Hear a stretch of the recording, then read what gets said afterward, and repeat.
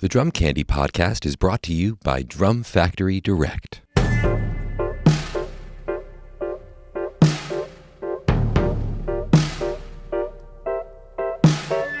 What's up, everyone? We are at Season 4, Episode 1 of the Drum Candy Podcast. We are back from a little break. This is your host, Mike Dawson, coming to you from Drum Factory Direct in Pittsburgh, Pennsylvania.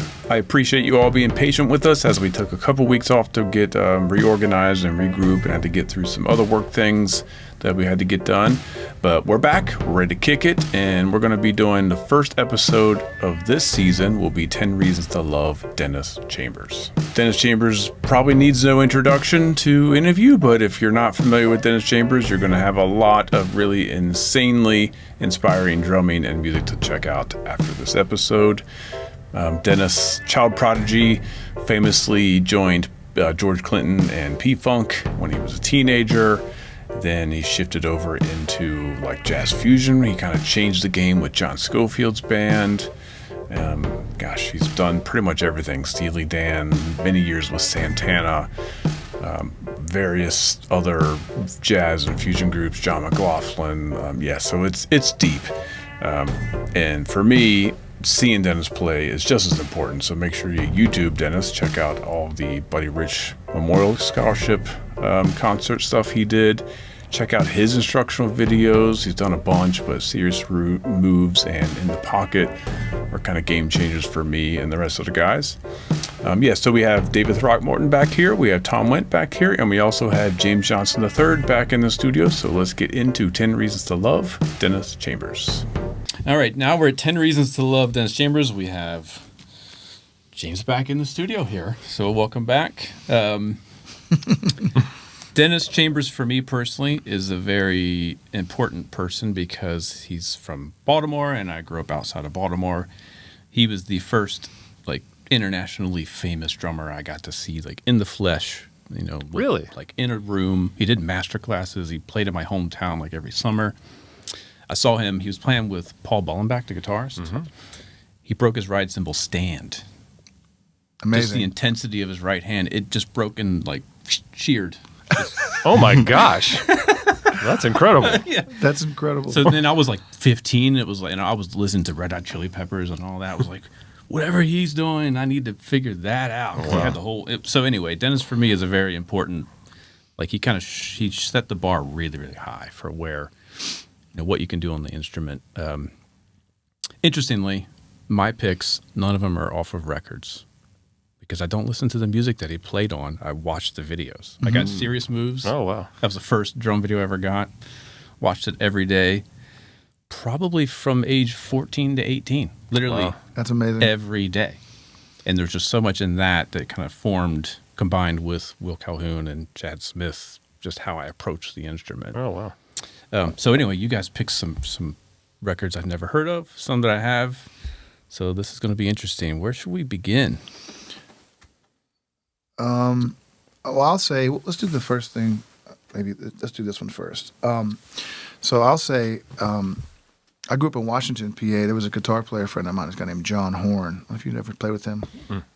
He moved to Ohio, and he studied with Tony Janflon Sr., so he had all these good guitar records. So he was always turning me on to records led by guitarists. So that's where I heard Matheny. That's where I heard McLaughlin. That's where I heard Schofield, Stern, all these guys John Abercrombie.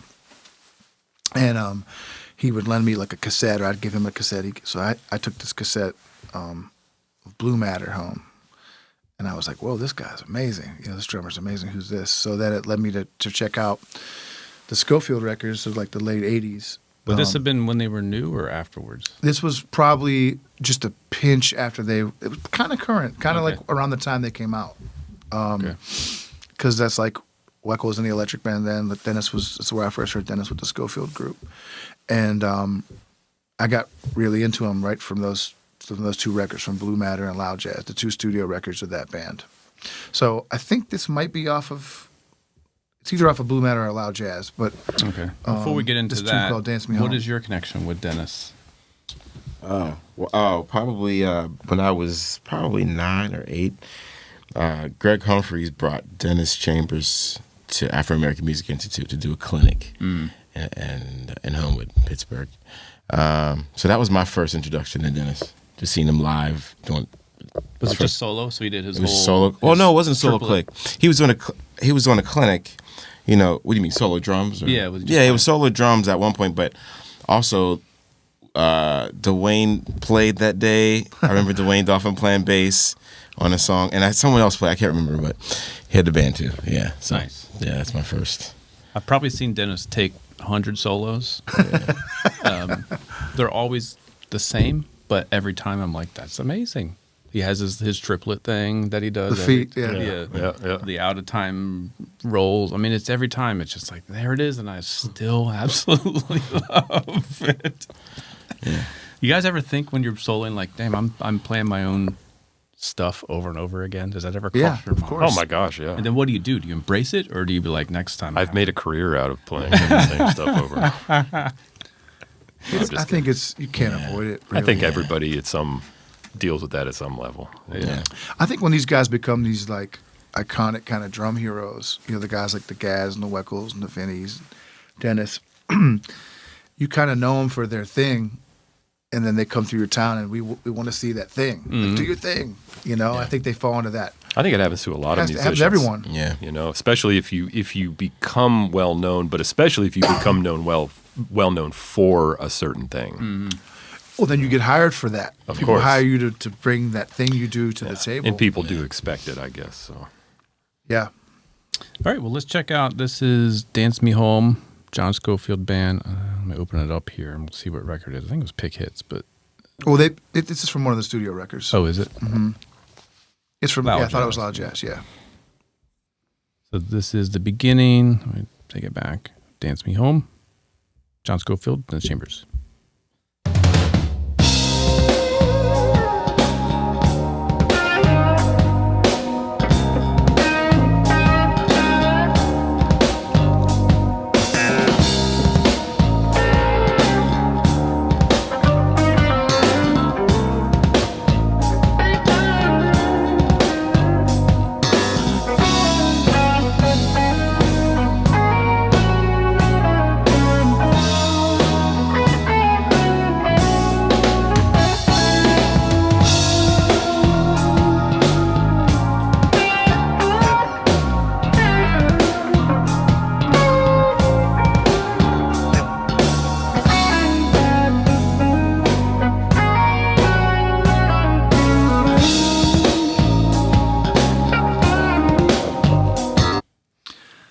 So, you know, a lot of people know him from the Bonham kind of bass drum thing he does that, you know, other people did as well. To me, it's like, aside from that, that thing, just the urgency of the feel of Dennis on this, playing that strong quarter note, it has that hump to it, and there's such a strength to it without bashing ever. That always knocked me out with him. I remember hanging with my friend Paul Wells 10 years ago. So we were driving from New York back to Allentown, and he was asking me about some Dennis things, like you know, what do you like so much about this or that? And I remember playing this, and just like I was like, try to make that feel like that. It's like it's like pushing, but it's so it's in the pocket. in the pocket, you know.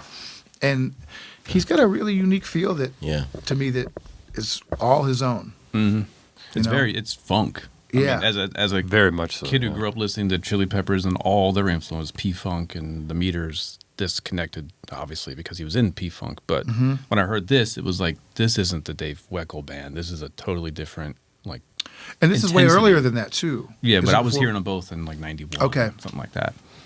Yeah. It just makes it feel good. Yeah. It's just it's so simple. Yeah. And it's so strong, but it just makes it feel. I mean, because you know, like you can get several people to play that same groove, but then it's just the way he plays it. It's just Yeah. you know. It's so articulate and, like, punchy in a way. Yeah, the time is always so strong. Whether he plays loose or he plays just on the grid, it's you know, there's this strength to it. That knocked me out, especially as a young drummer. You know. Yeah, we'll come back to it with one of my picks, but that rhythm section shaped my whole conception. Him and Gary Granger. Did you get to see Gary a lot? I got to playing? play wedding gigs with Gary Granger. Oh, nice. And I was, again, you're talking about, I shouldn't have been on the gig. We would play something sort of medium up swing, and he would just start walking on the offbeats. Yeah. And I just was like, all right, dude, you've schooled me. And at the end of the night, it'd be like, all right, thanks, see ya. I don't expect your call. He would do it every time. We would just, because he was just, we played a wedding gig, like a wallpaper gig with Gary Granger. That's amazing. And I was like 15, 16. Our buddy Lou Ross tells a great story about Dennis. Oh, really? That I'll just tell. He went to see Schofield's band in Pittsburgh. It might have been Graffiti, I'm not sure. And he went expecting to see Omar, because Omar played on this record, Still Warm, which was before these records. And when he got there, it was Dennis. And he was like, Omar's killing, obviously. And he's like, I'm going to see Omar King. This guy walks out. He's like, who is this? He said Dennis just hits the stage, like, just so powerful. And Lou said it was just like, wow. Oh, my God. Like, this, I never heard that. This, like, who is this guy? Yeah. And it just led him down the same rabbit hole. I got hip to Dennis through Greg Humphreys. I remember meeting him when I was about 15. I remember Greg was like, you check out Dennis Chambers, and I had heard his name. I knew he was a drummer, but I hadn't really checked him out. And that's kind of how I came to know him. Greg loved. He loved Dennis Chambers. Yeah. Totally. Hard not to. I'm gonna They're go. similar in age. They're like coming from the same They're place. contemporaries. Yeah, absolutely. I'm gonna go to that. There's a spot in the Serious Moves video where Dennis and Gary just jam and improvise. Gary Granger is the bass player, for those of you who don't know. And this, again, I watched this video every day for 4 years, and it was like my dream will be at some point to have a hookup with another musician like that. You guys remember that section I'm talking about? Yeah, they play a lot together, just duo and that. He goes like, Gary, play something around this. Oh yeah, sure. I can sing it to you right now. If you can't find the video, I'll just sing it. So this is 41 minutes into Dennis Chambers' Serious Move. All right, Gary, play something around this.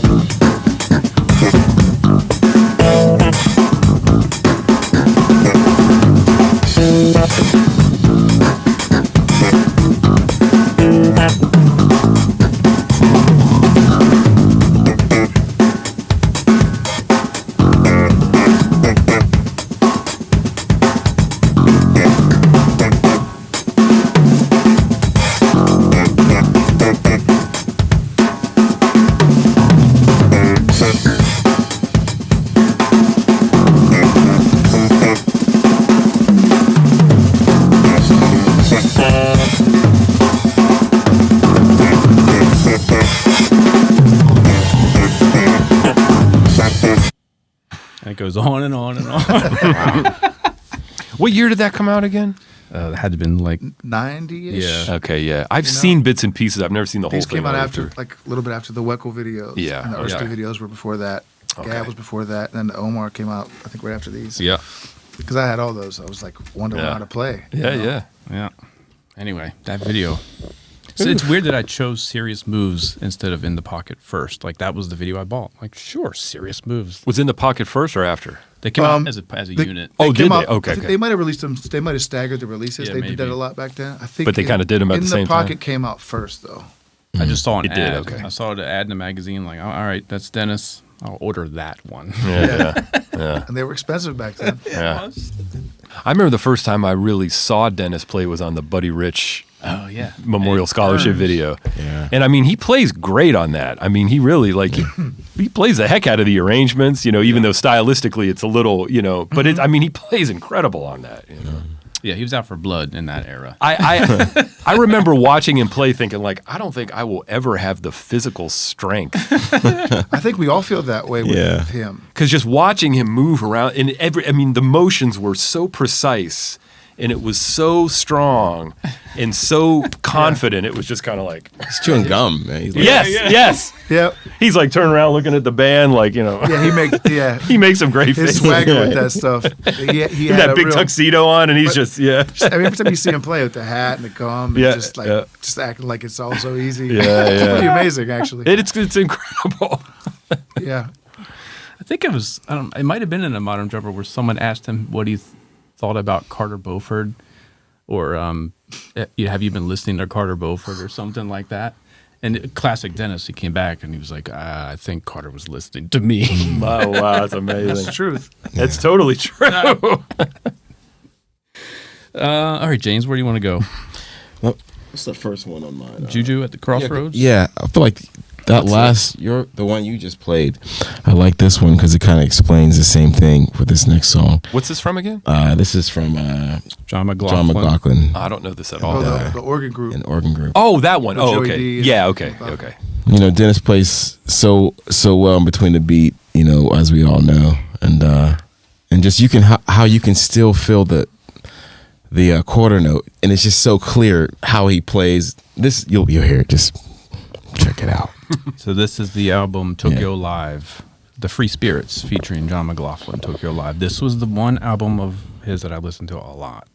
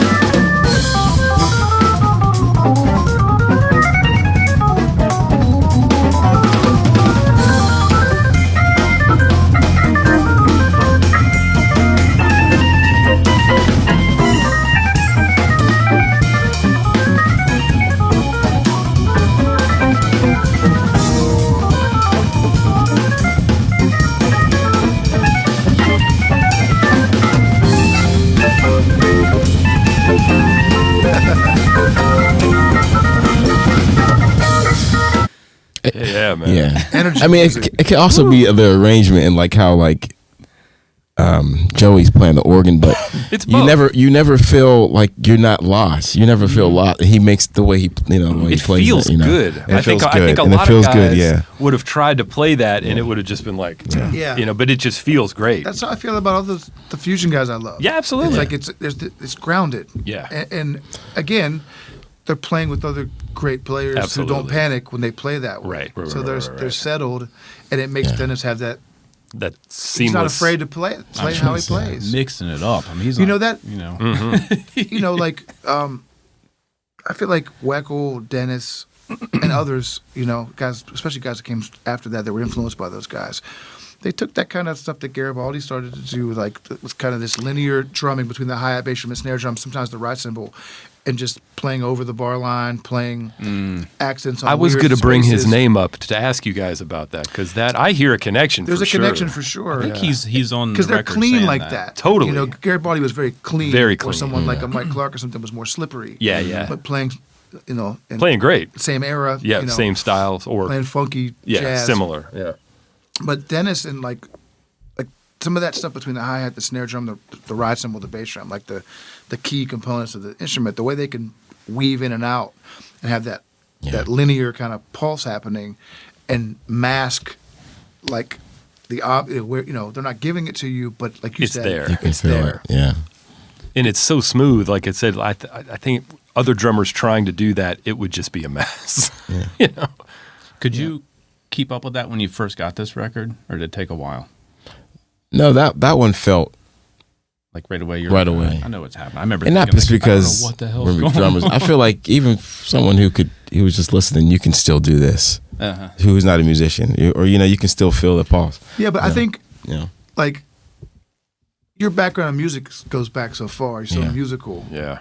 I think a lot of people can't feel that stuff. Maybe that's true too. And I'm not trying to No, man, that's like true. talk down on anybody. You come from a deep place yeah, you have a musically, deep- man. yeah. You know, So- your family and everything. That's And I didn't come so from hearing all that music, I think is what Yeah. helps that. Yeah, for You sure. know, and I think a lot of people hear that kind of drumming with any fusion or busy drumming, gospel trap drumming, whatever it is, they want to play like that before they can play Of course. like they want to run before they walk. Yeah, totally. And it's clear from that first track I Yeah. played, like Dennis can lay it down. Yeah. 100%. And so can all these guys we've talked about, and from the straight ahead drummers to the Well, they couldn't do the other stuff well if they couldn't do that. Completely. So, yeah.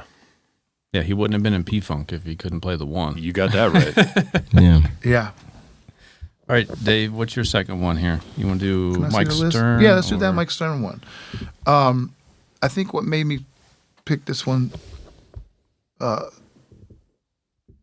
was that some of the stuff, like I was just starting to mention, like some of the stuff between the ride cymbal and the hi-hat and the snare drum, that's to me was like when I first heard that, I was like, whoa, the only other person I really hear doing that at all was Weckl. And Dennis kind of had even like a more dense his take version on of it, yeah. his own take on it, like kind of more notes and really swift and really still feeling amazing, So this is the track DC. which I think is for Dennis Chambers. Like the DC is, I think, is named after him probably. Makes sense. Oh, wow. And the album is Odds or Evens. I don't know this one. Okay.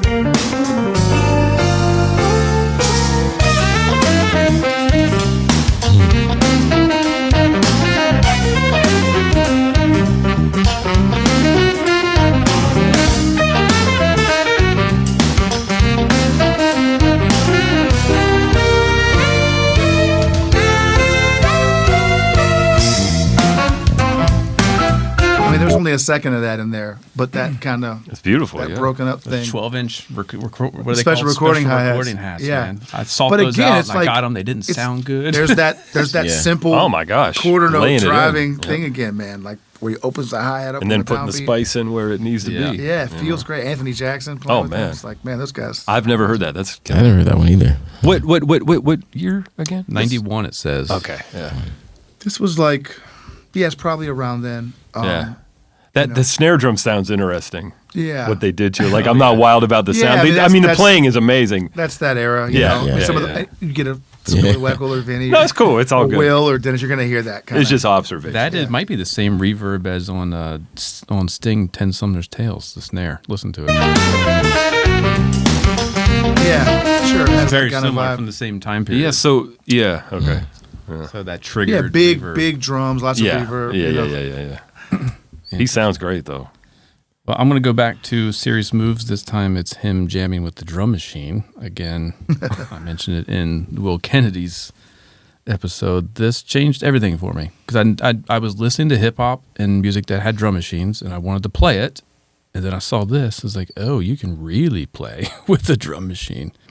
So this is half hour in. He goes on and on, but we'll just check out a chunk of it. Just how free he is over a drum machine kind of knocked me out. Here it is.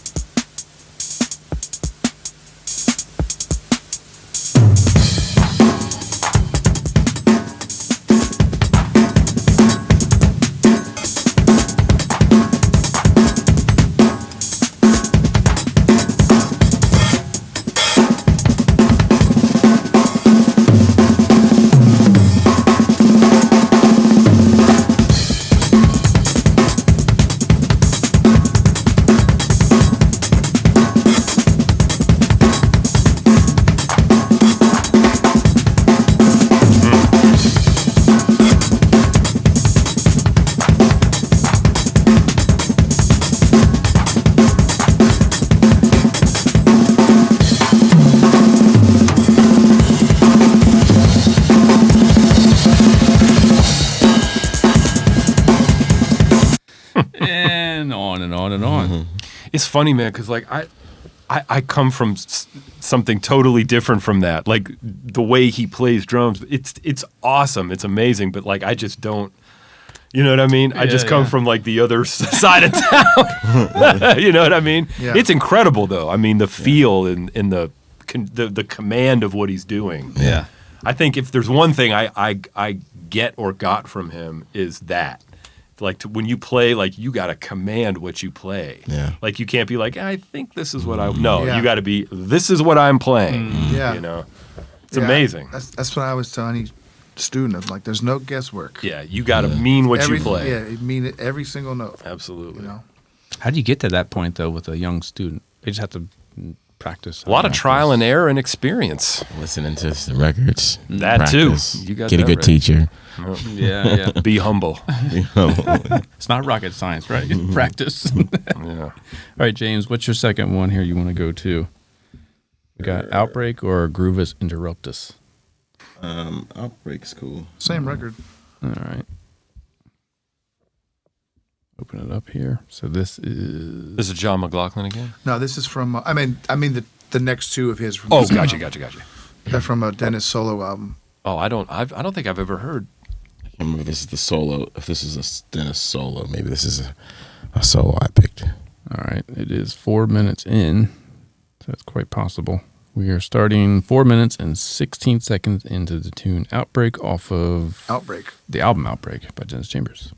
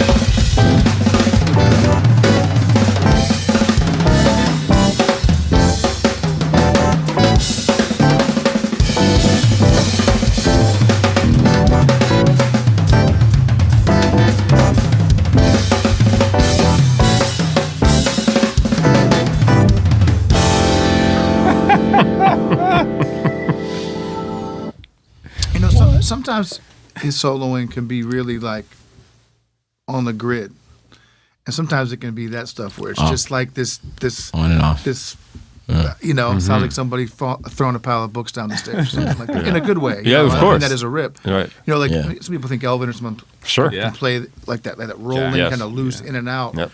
And no matter what Dennis is playing, like you always feel that connection to time, even when it's kind of Yes. really song. stretching and Yeah. falling apart. Kind He of doesn't sounding. miss a hit, even when Yeah. he's all over the place. He doesn't miss That's a that hit. confidence and that command of what he's doing, I think.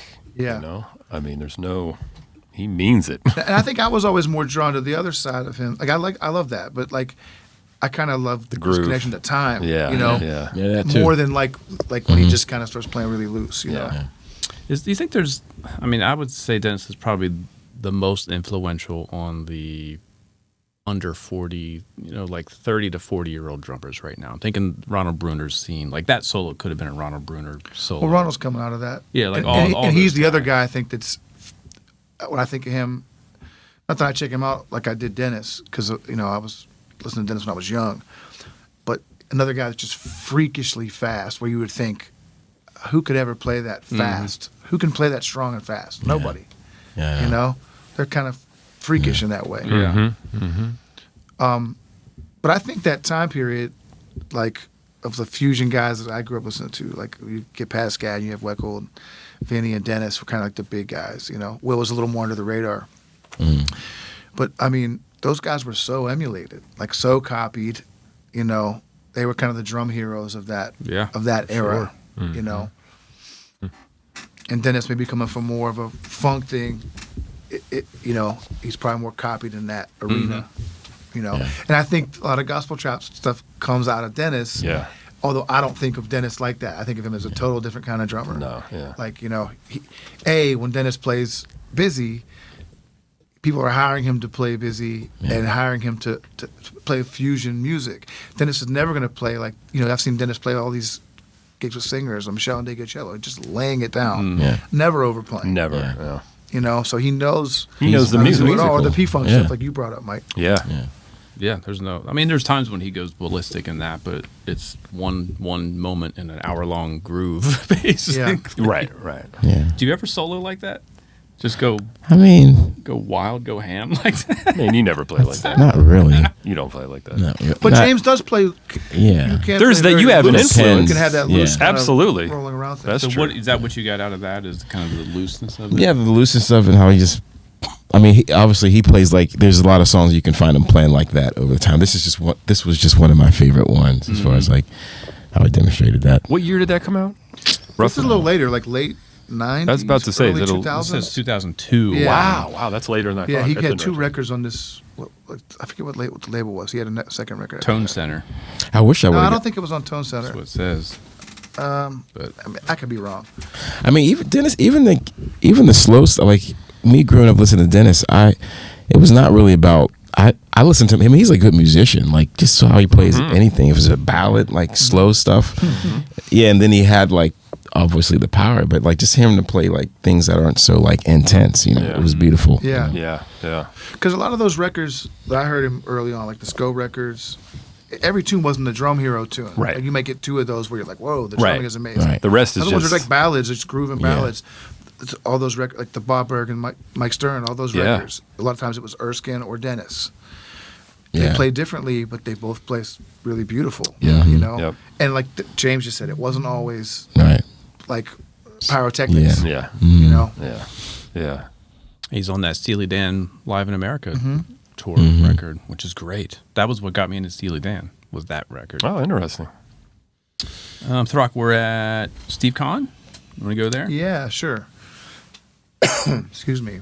I don't know this one either. So this, I've talked about a couple of times with you, Mike, my love for that band Eyewitness. Steve Kahn had a band with Anthony Jackson, Manolo Badrena, and Steve Jordan originally. Then they later made a record with Weckl on drums. And then Steve had made a couple trio records with Al Foster and Ron Carter. And on the second of those, Dennis played on a couple tunes, like it was like half straight ahead jazz and half Eyewitness records. But it was Dennis playing the Steve Jordan, you know, taking over the drum chair. So who's playing bass on this? This is Anthony Jackson. Okay. This is a live recording of minus the percussionist. They went to Europe.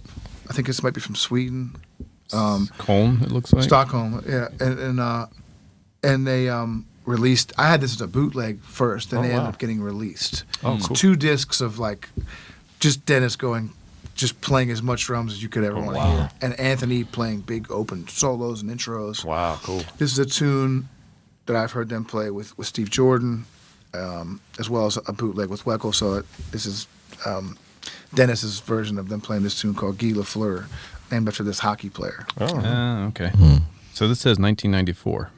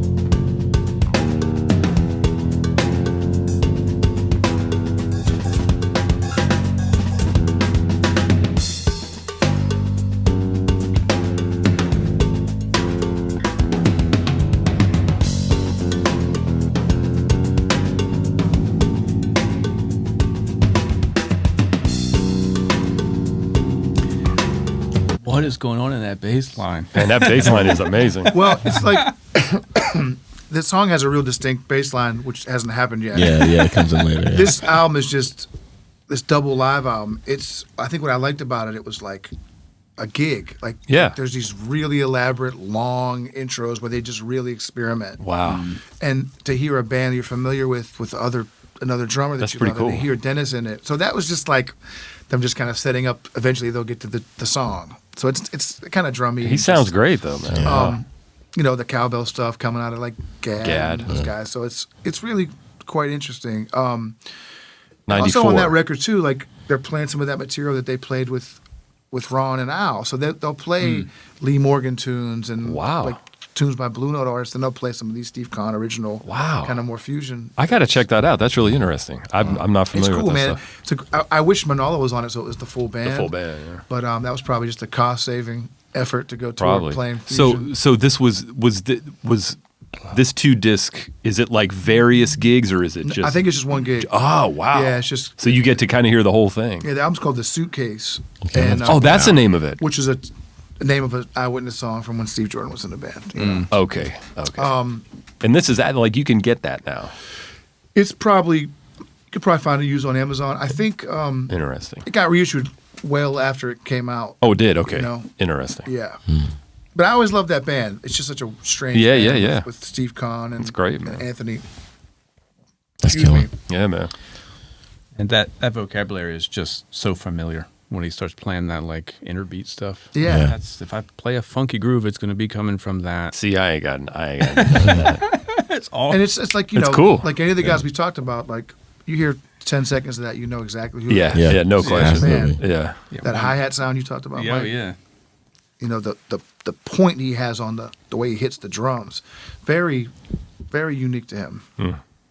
You know, I think a lot of that's coming from Cobham, as he talks about, Yeah. which I never, like, it's funny, like, That was one of Greg's big influences. you know, it's, Jimmy Yeah. I was or thinking Billy about Cobham. this. Sorry. Yeah, so and he's the right age for that. And Dennis Totally. is too. Yep. So, like, I think for like James and I coming up, our age, I'm a little bit older than James, but we came up here and Damn. Michael, Vinny, Dennis, Will, yeah, these yeah. guys. Yeah. Those guys came up here, Cobham, Sony, Lenny White, Mike Clark. on and on. Yeah. Narada, Michael Walden, Jack. you know. Yeah.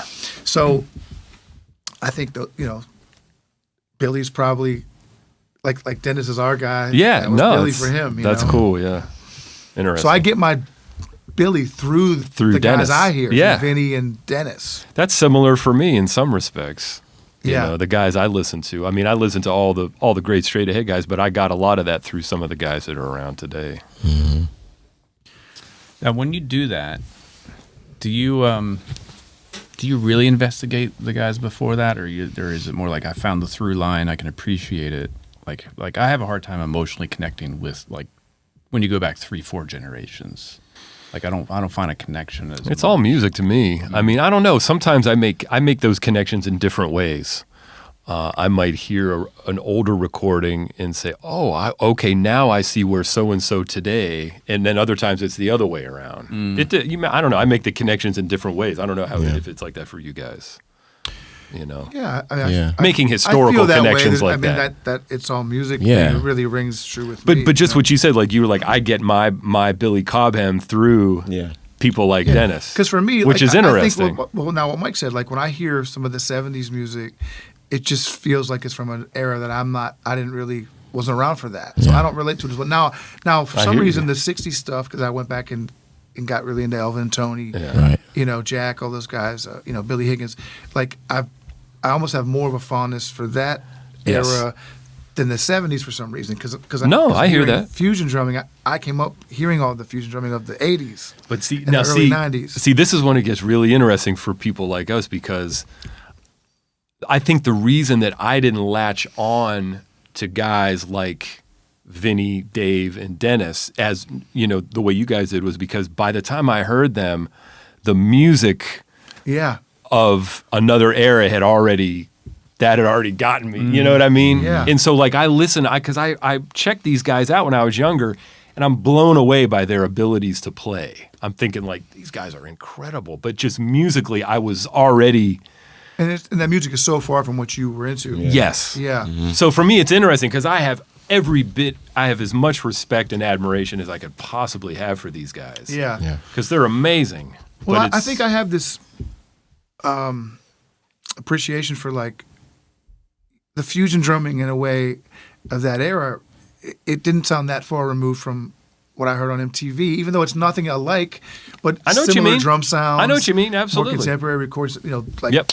22-inch bass drum with a pillow in it, Yep. and a Yep. snare Yep. that's kind of dead, or like you said, drenched in reverb. Yeah. Where you didn't hear that on those older recordings. Right. And I think it was familiar enough that, so when I heard the John Scofield records at first, when I heard the Electric Band, I was like, oh, this doesn't sound that different. It's not that different. Than hearing Stuart Copeland or hearing Omar Hakim on a David Bowie record or U2 or whoever else was on MTV. Well, see, here's the funny thing is I grew up watching MTV too. Yeah. And for some reason, when I got into jazz, it was just like a magnet. I was just like Yeah. I just, you know what I mean? It's interesting. What was the record that hooked you? Was there one? There wasn't one. I mean, I got into my dad's little record collection, which wasn't that big, but he had a lot of important recordings. So it was sort of a bunch of them around the same time. There wasn't really one. I remember watching the Art Blakey documentary. My mom taped it for me off PBS, and that was a huge thing because that was like inside movie. Like I watched it every day. I can recite that entire thing. Is that the one where he gives Kenny Garrett some grief? At the end. Yeah, that's a good one. For most of it, he's in Europe. For most of Right. it, it's in Europe. So anyway, sorry to go on about that. No, it's great. It's interesting how it all how you come up and what you like and how things hit you and what sticks with you and what doesn't. It's really interesting. So, and then also similar topic. I do not go back to Dennis Chambers stuff at all anymore. It was like an era that just totally shaped me, and then I went off in every other. That's super interesting. And it just I never go back to it. Like I haven't watched Serious Moves since high school. Wow. Yeah, I've watched them recently because we've been talking about doing these. So I had this kind of Will freak out and a little bit of a Dennis freak out, like going back to these. So I've been watching. I did watch both instructional videos recently. I watched the Erskine stuff on YouTube. It's nice to go back to it, and, and like I said, you hear it with kind of new ears, and the nostalgia thing is so strong. Yeah. It's just like, man. Now I did have everything as timekeeping. I did have that. That's how I learned straight ahead jazz. Well, see, I think I connected to that because it's much more jazz oriented Yeah. than someone like Dennis. Well, we're getting off on a tangent now, but I just got my DVD of the timekeeping videos in the mail. Did you really? Days ago. Wow. We've got both of Both them. on one. Yo, man, we got to watch them. Now the Classic. the funny thing is, gray and what kit. led me to want to order it was watching. You ever see those, James? The I don't think Erskine so. instructional videos. Good.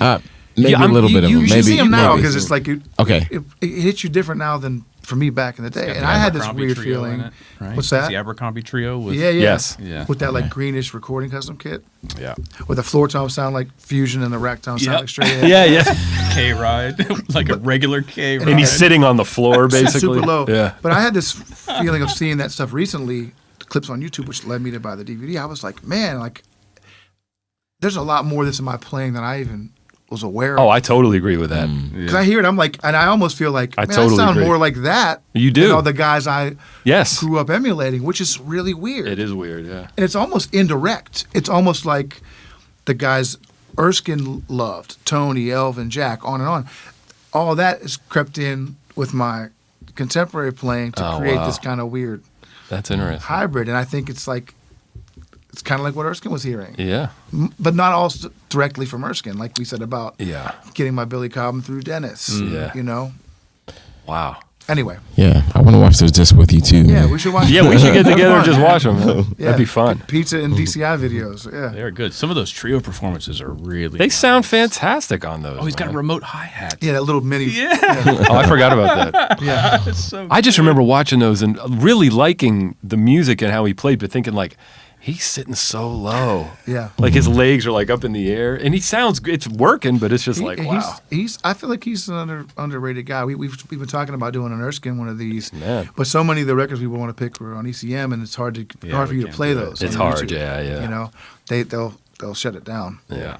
Yeah, Erskine looked like my dad at the time. Mustache. He looks like a soccer coach, like a sixth grade like soccer your coach. friendly uncle. Yeah, your nice uncle Peter who comes over for Thanksgiving.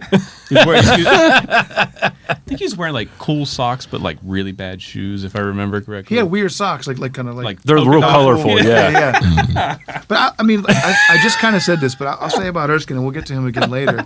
I feel like he's the guy that gets overlooked from the fusion guys. They think of him as a jazz guy, but I think he was a really influential. Before Omar Dennis Weckl, like maybe after Gab, was kind of the biggest guy for a minute. You know? Peter Erskine. Yeah, because he was in Weather Report, and he played with everybody. He played with Steps Ahead. He played with Brecker. He played with all these guys, Jocko's groups. He was really Jocko, kind of a pioneer. Man, you know what? I know we're talking about Dennis, but I think that's one of Will's guys. Well, that might be the missing I link. think he probably checked out Peter Erskine and Gad. They're very different, but there's a lot of similarities, a lot of the finesse. You know? Peter that's a great played with the point. Jackets for a minute, didn't he? Yeah, he did. Did he really? Before It Marcus was got the really gig. quick though. Yeah. Oh man, I didn't even know that. Yeah, he was supposed to be the drummer, and it got scheduled. Didn't work Was he out. playing like a cocktail kit or something with them? Something weird? If he did, he shouldn't have been. Sorry, Peter. I heard some stories about some things with the cocktail kit that people weren't happy about. That's interesting. But he's amazing, man. He's So I'm Yeah. not misremembering, right? There was a cocktail kit in his. Well, I'm not sure if he did some stuff on the Situations. cocktail kit, but I'm not sure if he played Jagged gigs with that. You know, That would be amazing to see.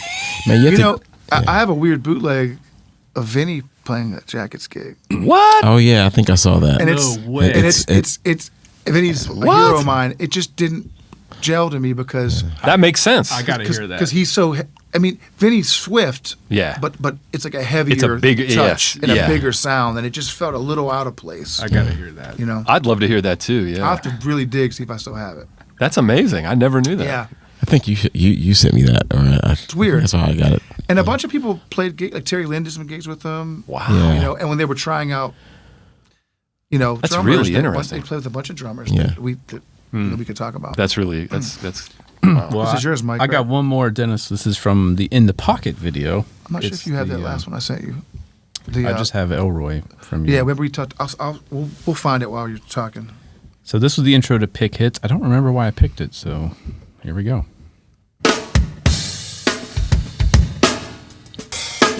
That's why you picked it right there.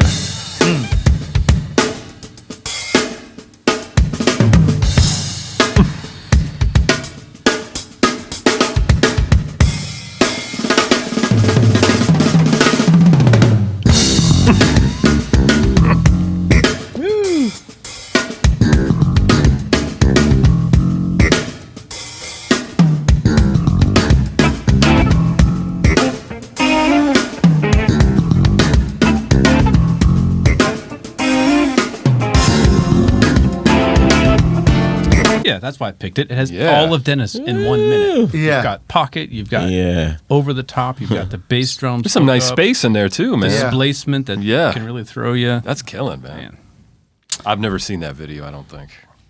There's gotta some check that really out. good performances, and I believe Schofield did a video as well with That came from the same same music session. performance. Is that the one John Riley's on? No. No, this is There different. was a series of DCI SCO videos where they used the same band. Oh, they clips did. as Okay. the band. I'm thinking about So something just else. different tunes. But They- there they was that basically- video. I know what you're talking about. Yeah. They basically recorded a whole concert and just chopped it up amongst like three Oh, different. wow. Interesting. Okay. Yeah, so that to me is Dennis in a nutshell. Everything that I love about him in one spot. Dig it. Yeah. We got one more for you, James. Grubus Interruptus. Is that the one? I can't remember what this was. Yeah, that's it. Yeah. This. Is this the, yeah, I think this is- almost picked this too. Okay, I if you think- had it, okay. and I was like, okay, I'll leave this alone. Off of the This is also off of Outbreak. Outbreak. I don't know this record. I didn't. Yeah, I don't know this one either. Said I didn't. I didn't. Oh, look this Oh, this is the Oh, one. Yeah, yeah. just a groove, like Oh, he's groove. grooving. It's- yeah. from the top.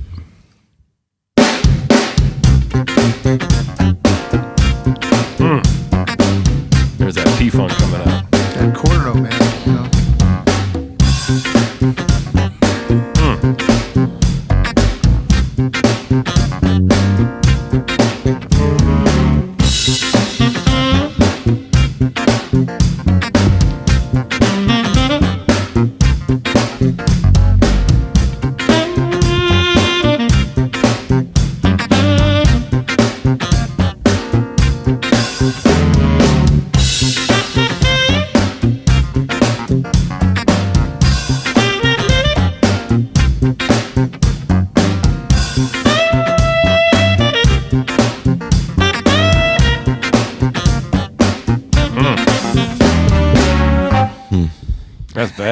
man. Just laying it down, man. I feel like he does that the best because the groove. All it is, it's just so simple. He does that the best. Yeah. It's the same thing You you know did what I on mean? that first Like the Scofield first- check. yeah, It's, yep. it's that urgency to it, But yet it's while being so yeah. rooted to Yeah. the man, unbelievable. He doesn't miss the one, man, ever. So powerful. Now, if I could get up on a small soapbox for just a second. Yeah. Have the floor. It's so killing, right? And there are a lot of drummers who will listen to that and totally love it for all the right reasons. But if somebody like me were to put on a more straight ahead drummer, somebody like Grady Tate, or Mickey Roker, and listen to them just groove. Yeah. Those same drummers will go, yeah, he sounds good. It's all right. He's just swinging. Yeah. And it's like, whoa, wait a minute.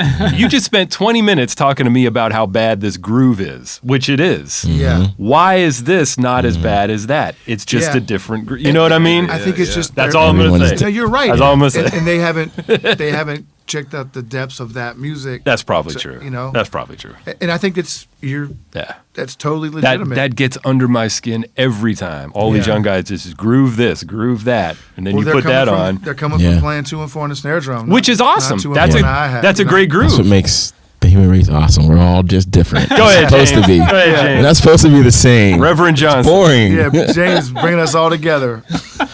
Sorry, I know. We need content. Keep talking. Nah, man, it's good. I just had to say it. That's all. But you're right, man. Nortex You know? You're absolutely right. I'll open it up. I mean, a groove is a groove. A groove is a groove. You know? Yeah, man. And if you can really do it, that's going to serve that Yeah. music, man. You know? Preaching too, Tom. I mean, we should do a Grady Tate episode. Yeah, I would love to do Are that. you kidding me? Yeah. There's a lot of cool, different stuff we could play that he's on, actually, that a lot of people wouldn't think of. All right. Kinda Last- jazz. This is the last pick. Bob Berg, Oh. Blues for Bella. Why'd you pick this one, Throng? I just felt like just to cover something a little more on the jazz side of things. This record came out in the early 90s, this Bob Berg record called Enter the Spirit, which has James Genius on bass, Chick's on like half of it, Dave Kokoski's on, I think, the other half. And they came through Pittsburgh. Did you see them at Dizzy's? Dizzy's. Yeah, I remember. This band came through Dizzy's. I remember that. Wait, They yeah. did 2 nights. Maybe I did. We were still in school when that happened. Yeah. The night I saw him, similar to your Dennis breaking the cymbal stand in half, the night I saw him, he was playing, I think, Greg's like Ludwig kit. Yeah, his little kid. Yeah. And Dennis, he comes across and he'll like hit the bottom of the cymbal, and the ride cymbal, like a 22-inch ride cymbal, flew off the stand, and Genius had to like catch his cymbal and like hand it back to him. That's incredible. But like, imagine knocking a 22-inch heavy ride cymbal off the stand. Dude, Like, that's Dennis serious. Dennis is strong cat. That's man. like a manhole cover coming flying. Yeah. That's And amazing. then I saw him. Bruce Hornsby was in the crowd that night watching. Really? Sitting behind Kokoski, watching Kokoski. Oh, wow. Yeah. That's interesting. Yeah. At the Where was short- that place? It was a short little club called Dizzy's. It's in the It strip. was over by Permane Brothers kind of in the strip. Remember? He rented a kit from The second night he got a kid from Waddell's. Waddell's. That's But I didn't. That might have been the night you saw him. I didn't. I saw the I didn't first see night. him either. But Okay. I was at Waddell's the day that he said, "Yeah, Dennis is renting the kit from here or something." Yeah, I remember that. Oh, wow. I missed So, that concert. so this track is a tune Chick wrote, and it's just hearing Yeah. Dennis play with Chick, and he sounds nice. Genius is playing? Yeah. Nice.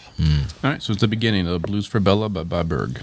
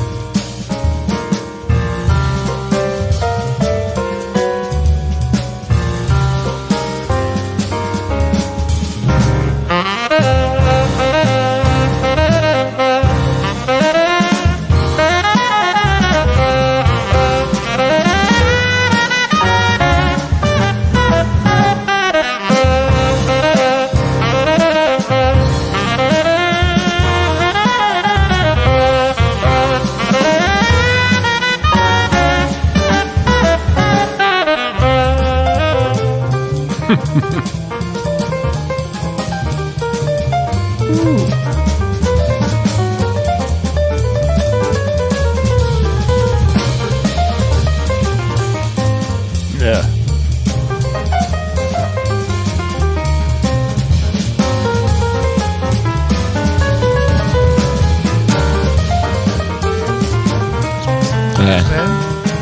sounds great. And I think a lot of people don't know he does that. Boy, you that's know? that. Did you get that off YouTube? That sounds awful. The audio is Yeah, terrible. yeah. But I mean, the music's amazing. Yeah, it's off YouTube. He sounds great. He's got a little Al Foster It's a happening nice there. record, man. Like it's hearing him play more of a jazz. He sounds sounding great. kid. Yeah. And I saw him do this live. He sounded really good. Yeah. And the band's strong. It's nice hearing him play with Chick. It's the only. It's a thing great tune The too. only thing I have on that I know of them playing together. Yeah. Wow. They may Interesting. have played the gigs. I'm not sure. Wow. Yeah. That's definitely a 22-inch K custom medium. Medium. Ride with It's some exactly what rivets. that is. Wow. Yeah. Wow. And that's the same symbol he knocked off the stand. It's a big symbol. Yeah. And it was nice seeing him play a 4-piece kit that I saw him. And Of course. it sounded great, I'm man. sure he did. And it's weird, like, I'm not saying he sounds like this guy, but it kind of reminds me of that era, like the early 90s, like the way Tame plays. Yeah. You know? Yeah. It's not. It's similar. It's not that far off. I mean, they're different drummers. I know they love each other's playing, too. Sure. You know? There's a connection for sure, I think. Yeah. And you can tell he's heard a lot of that music. Absolutely. What was that album? Because it's not on this bootleg. It's called here. Enter the Spirit Okay. by Bob Berg. I gotta check that one out. Yeah, it's a cool record. I gotta check the one out with Steve Kahn. What one was that one? Oh, that live one's called The Suitcase. The Suitcase. That's right. I got to check that out too. Oh, Yeah, by the man. way, I'm making Apple Music playlists of everything that we've done. Oh, great, So they'll man. be Oh, great. on So Apple folks can links. check it out. That's Yeah, wonderful, yeah. man. Whatever's available. Some stuff on Apple. There's no Chicory Electric Band on Apple Music currently. Oh, weird. They took it off, but Interesting. whatever I can find. So There's no Yellow Jackets on some platforms, I think. yeah, some of the stuff we were talking about is not. And not, yeah. But that's 10 Chambers. Hey, man. Yeah, man. Great. Thanks, guys. Thanks, Thank man. you, guys. Okay, that is it for this week's episode. This is the end of episode 1 of season 4 of the Drum Candy Podcast. If you dig the show, and if you haven't already, please head over to iTunes, Spotify, or wherever you're getting this podcast. Give us a 5-star rating and type some words into the review. That helps get this show to rank higher when people search for drums or whatever. And if you're only listening to this on audio, make sure you head over to the Drum Factory Direct YouTube channel and subscribe there. We put every episode up in video form, plus a bunch of other stuff. And I need more listener beats, so if you want to get back onto the show, I think I have 3 left to go. So if you want to get your intro beats on the show, shoot them over to drumcandypodcast@gmail.com. You can include audio, or you can also include video. And if you want to do intro video where you explain what's happening, that would be awesome too. And what else? Listener questions. We're going to get back to the full-scale Drum Candy podcast here. So appreciate you all listening, and I hope you're ready for the rest of season 4. And we'll see you next week.